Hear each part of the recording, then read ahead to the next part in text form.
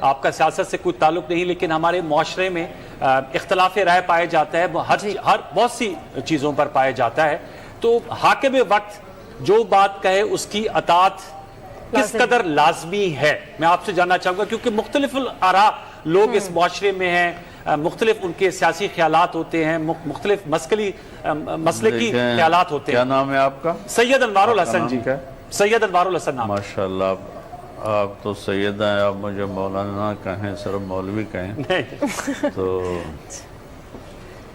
سادات کی میرے ہاں بہت عزت ہے میرے دل میں۔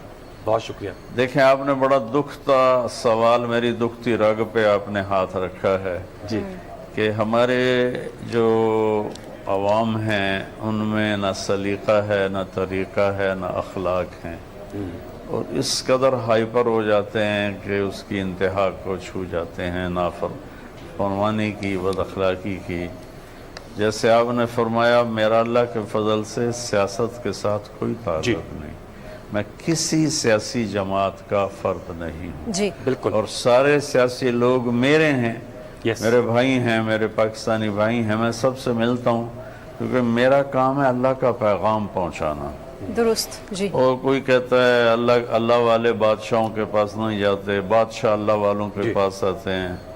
میں نے کہا فرعون سے بڑا بادشاہ نہیں تھا اور موسیٰ علیہ السلام سے بڑا اللہ والا کوئی نہیں تھا، تو اللہ نے کہا اذهب الى فرعون انه طغى، جا فرعون کو دعوت دے، وہ سرکش ہو گیا ہے۔ چونکہ مدت ہوئی سیاد نے چھوڑا بھی تو کیا، تاب پرواز نہیں، راہ چمن یاد نہیں۔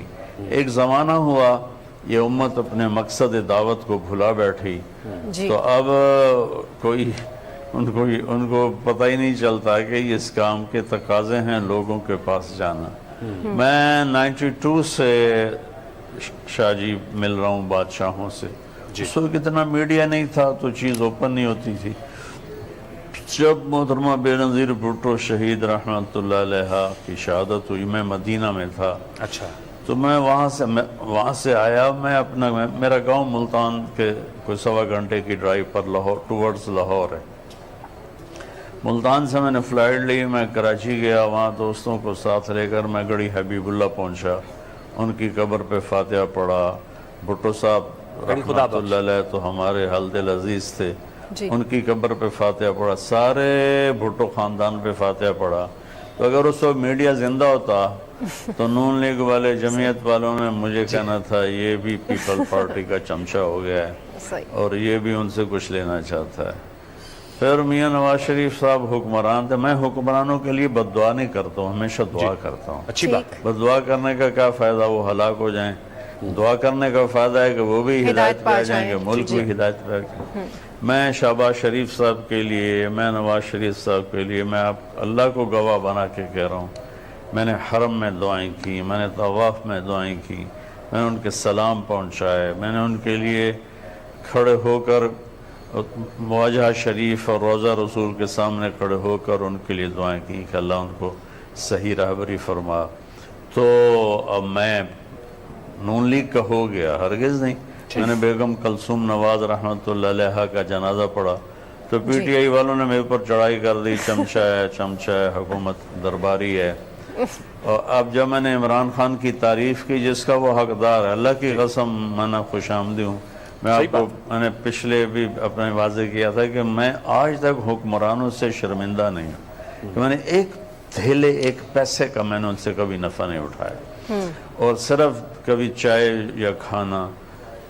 تو میں عمران خان کی تعریف اس لیے کرتا ہوں کہ وہ تعریف کے قابل ہے، اور غلطیاں ہر انسان میں ہوتی ہیں۔